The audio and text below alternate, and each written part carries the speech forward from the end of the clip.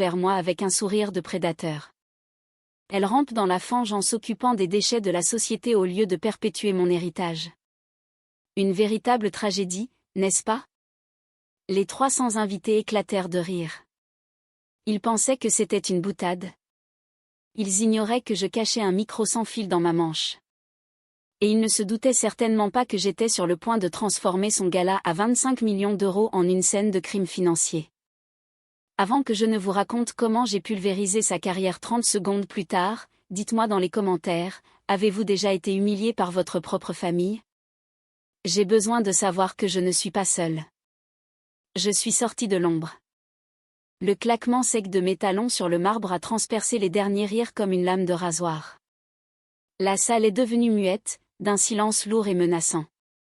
Je suis montée directement sur l'estrade. Mon père me fixait, les yeux plissés, s'attendant à une crise de nerfs ou à une supplication larmoyante. Il s'attendait à retrouver la gamine qu'il avait persécutée pendant 20 ans. Ce n'est pas elle qui l'a trouvée. J'ai tendu la main et je lui ai arraché le micro.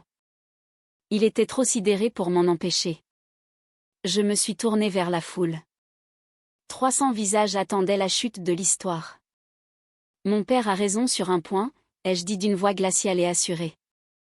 Je travaille effectivement avec les populations les plus vulnérables du pays, mais il a oublié de préciser l'intitulé de mon poste. J'ai marqué une pause, laissant le silence devenir étouffant. Je suis la directrice de programme pour le Fonds régional de santé et je suis la seule signataire détenant un droit de veto sur la subvention de 25 millions d'euros que le docteur Jean-Pierre Valmont réclame à genoux depuis janvier. La salle ne s'est pas contentée de se taire, elle s'est figée. L'air semblait avoir été aspiré hors des salons du palace. Le visage de mon père est passé d'une arrogance pourpre à un gris de cendre en une seconde. Son verre lui a échappé des mains.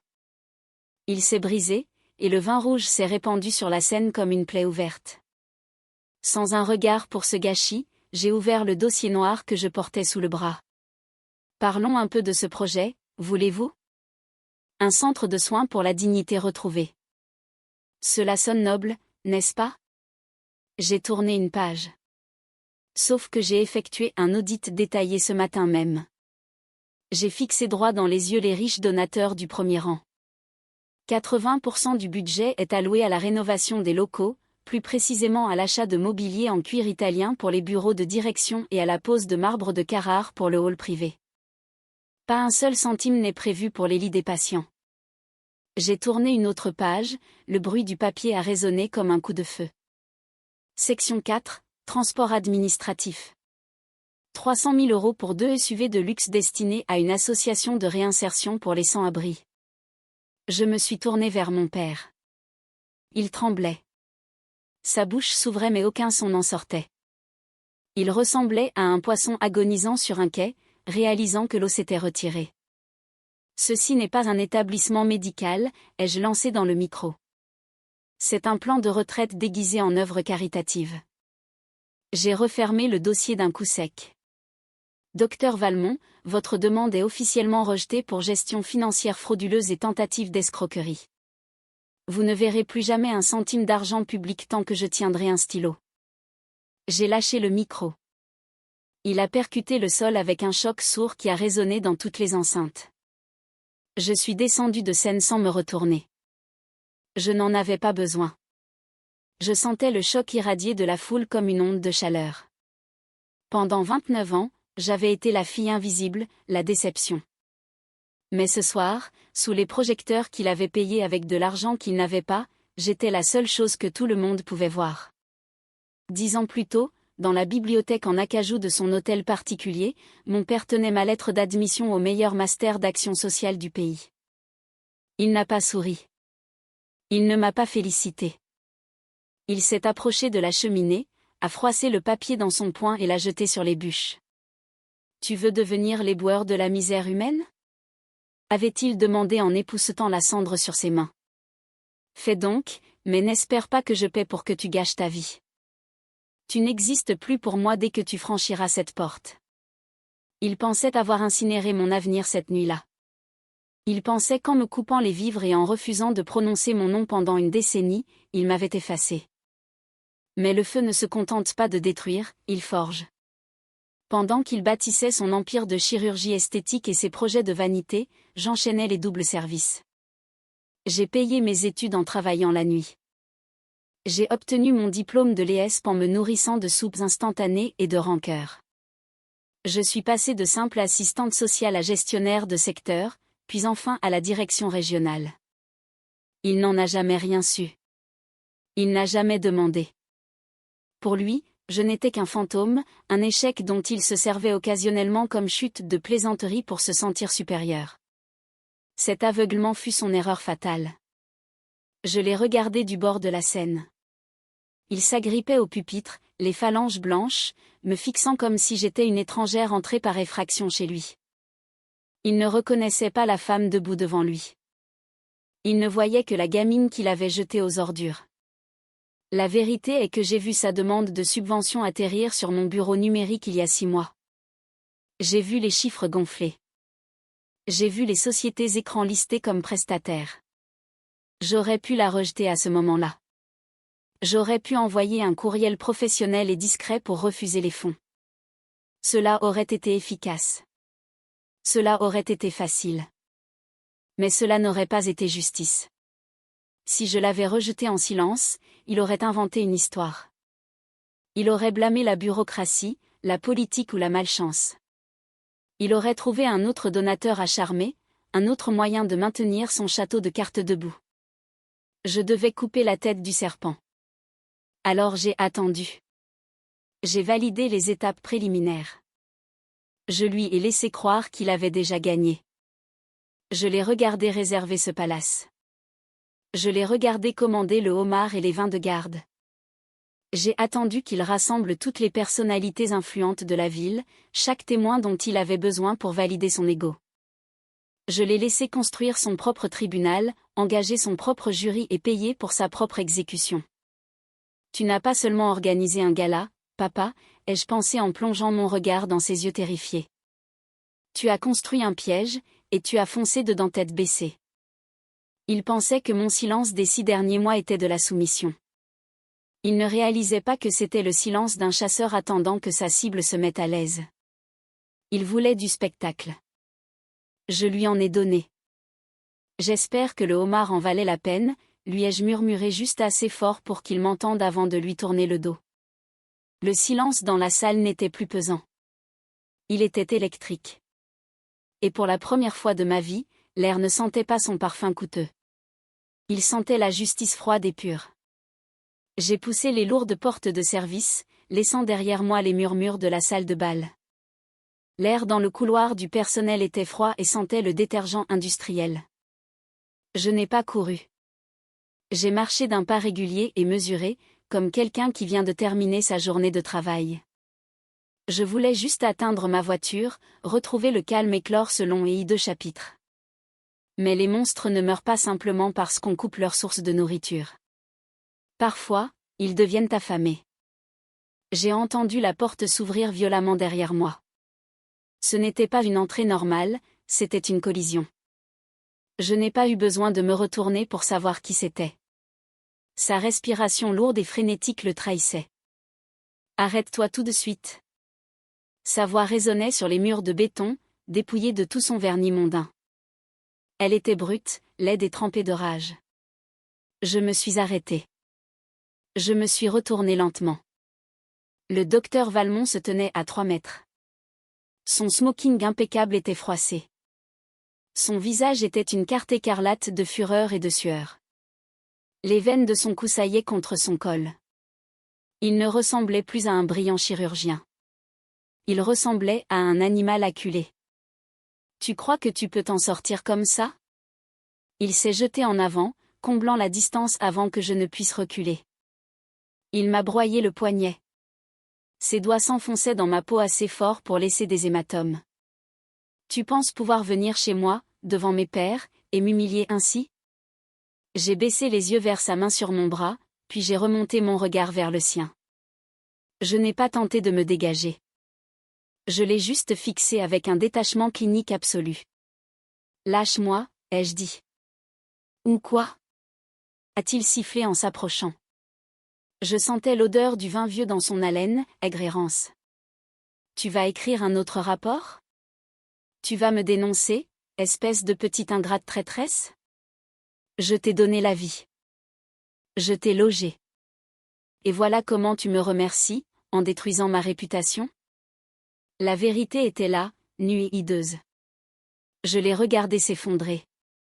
Et soudain, tout a pris sens. Pendant des années, j'ai cru qu'il détestait ma carrière parce qu'elle ne rapportait pas d'argent. Je pensais qu'il méprisait mes choix parce qu'ils n'étaient pas assez prestigieux. Mais en voyant la panique pure dans ses yeux, j'ai compris que je me trompais. Ce n'était pas une question d'argent. Ce n'était même pas une question de subvention. C'était une question de hiérarchie. Dans son esprit, il était le soleil. Et je n'étais qu'une lune destinée à refléter sa lumière ou à s'effacer dans les ténèbres. Mais ce soir, la lune avait éclipsé le soleil.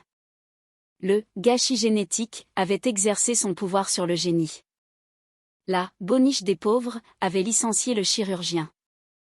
C'était une blessure narcissique si profonde qu'elle fracturait sa réalité. Il n'était pas en colère parce qu'il était ruiné. Il était en colère parce que j'avais prouvé que j'étais plus forte que lui. Il ne pouvait pas accepter un monde où sa victime devenait son juge.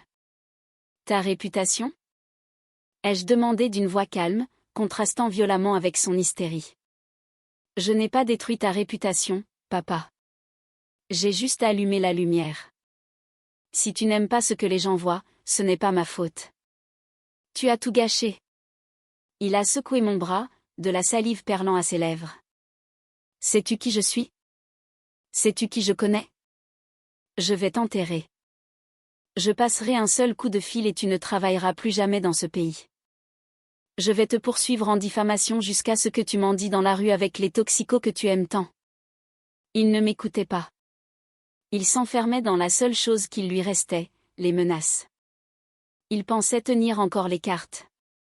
Il pensait pouvoir forcer la réalité à reprendre une forme qui lui plaisait. J'ai dégagé mon bras d'un coup sec.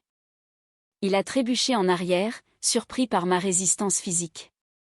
Tu n'écoutes pas, ai-je dit en avançant vers lui, le forçant à reculer contre le mur. Tu crois que c'est fini? Tu penses que je suis venu ici juste pour te mettre dans l'embarras? Il m'a foudroyé du regard, haletant, les yeux cherchant une issue dans le couloir vide. Tu n'as aucune idée de ce que tu as fait, a-t-il grogné. Mais j'ai une assurance. Tu te crois maligne? Tu crois pouvoir me prendre mon argent? J'ai encore quelque chose qui te tient à cœur. Un œil glacé s'est formé dans mon estomac.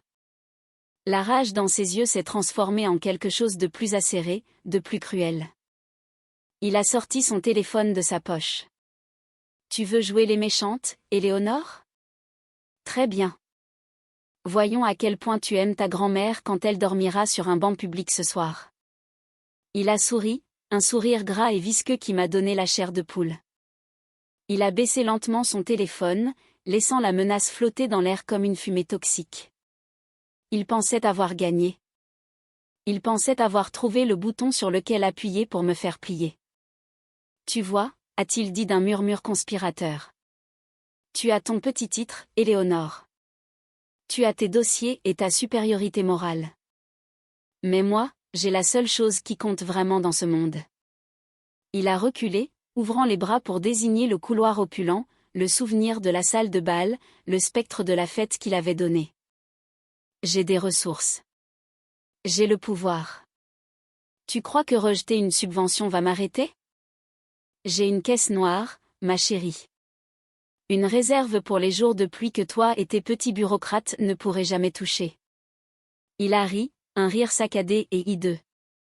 Il s'est approché d'un chariot de service abandonné dans le couloir et a saisi une bouteille à moitié vide de Château Margaux. Il en a versé un trait dans un verre d'eau et l'a fait tournoyer. Regarde ce vin. 2000 € la bouteille. Regarde les queues de homard sur le buffet. Sais-tu qui a payé pour tout ça? La fondation. Ma fondation. Je peux déclarer une soirée à 100 000 € comme frais de recherche de mécène. Je peux m'envoler pour New York sous prétexte de colloques médicaux. Je vis dans un monde où les règles sont des suggestions et où l'argent est la seule loi. Tu ne peux pas me faire de mal. Je suis l'institution. Il a bu une gorgée de vin, ses yeux rivés sur les miens, me défiant de répliquer. Je n'ai pas scié. Je n'ai pas bronché. J'ai simplement sorti mon téléphone de ma poche. J'ai tapoté l'écran 3 fois et je l'ai tourné vers lui. Ce n'était pas un enregistrement. C'était une photo. Une image haute résolution de la facture du traiteur de la soirée, la carte des vins et les honoraires de conseil versés à une société écran enregistrée à son nom. Tu as raison, papa, ai-je dit, ma voix tranchant son arrogance comme un scalpel. Tu es l'institution, et c'est exactement pour cela que tu vas aller en prison. Il a froncé les sourcils, le verre s'arrêtant à mi-chemin de sa bouche. De quoi bafouilles-tu? Cela s'appelle un abus de biens sociaux, ai-je dit. Et selon le Code de commerce et le Code général des impôts, il est strictement interdit à un dirigeant de fondation d'utiliser des actifs caritatifs à des fins personnelles. Pas de dîner de luxe, pas de 20 millésimés, et certainement pas de soirées de gala qui ne servent qu'à flatter l'ego du président. J'ai fait glisser mon doigt sur l'écran pour montrer la photo suivante, une capture d'écran des articles de loi. Tu viens d'admettre, et même de te vanter, d'avoir utilisé l'argent de la fondation pour payer cette nuit. Ce n'est pas une faille juridique, papa. C'est un détournement de fonds. C'est une fraude fiscale. Et quand on combine cela au contrat de construction gonflé que j'ai trouvé dans ton dossier, c'est de l'escroquerie en bande organisée. Le sang a quitté son visage si vite qu'on aurait dit qu'il s'était évaporé. Il a baissé son verre, sa main tremblant si fort que le vin a éclaboussé le bord, tachant son poignet blanc de rouge. J'ai pris des photos du menu, ai-je continué sans relâche. J'ai pris des photos des bouteilles. J'ai les factures. Et il y a 30 secondes, pendant que tu te vantais de ta caisse noire, j'ai tout téléchargé sur un serveur sécurisé partagé avec la brigade financière. Tu n'oserais pas, a-t-il balbutié. C'est déjà fait. Ce n'est plus une fête, papa. C'est une scène de crime, et tu viens de me livrer tes aveux. Il fixait le téléphone comme s'il s'agissait d'une arme à feu. Sa superbe avait disparu. Le roi de la chirurgie n'était plus là. Il ne restait qu'un vieil homme cupide, terrifié par les conséquences. Traîtresse, a-t-il murmuré. Non, tu as commis le crime. J'ai juste allumé la lumière. La panique s'est muée en une rage désespérée. Au lieu de se rendre, il a saisi son propre téléphone et a affiché un contact. Efface ces photos, a-t-il hurlé. Ou j'arrête de payer l'EHPAD de ta grand-mère. Ce soir, ils sortiront son lit sur le trottoir. Il a fait clignoter l'écran, résidence les Peupliers. Je n'ai pas bronché. Appelle-les. Mais le haut-parleur. Il a composé le numéro. La ligne était coupée. Elle n'est plus là-bas, lui ai-je dit. Je l'ai fait déménager mardi dernier. Elle est à la Villa Médicis, une année entière payée d'avance. Son visage s'est décomposé. L'image qu'il s'était construite de moi, fauchée, naïve, inférieure, venait de se désintégrer. Tu ne m'as jamais regardé, ai-je dit. Tu étais trop occupé à admirer ton propre reflet. J'ai obtenu mes diplômes, j'ai géré des budgets plus importants que celui de ton hôpital, et j'ai mis de côté la moitié de mon salaire pendant 5 ans. Tu as présumé que j'étais faible parce que je refusais de t'adorer. Il s'est laissé glisser contre le mur jusqu'au sol. Pitié, a-t-il supplié. J'ai de l'argent caché. J'ai tourné mon écran vers lui. Il affichait un appel en cours. Appel actif, commissaire Miller, brigade financière. Il nous écoute depuis 3 minutes, ai-je précisé. Le téléphone a glissé de sa main. Le combat était terminé. Je suis sorti par le couloir de service alors que les agents fédéraux approchaient.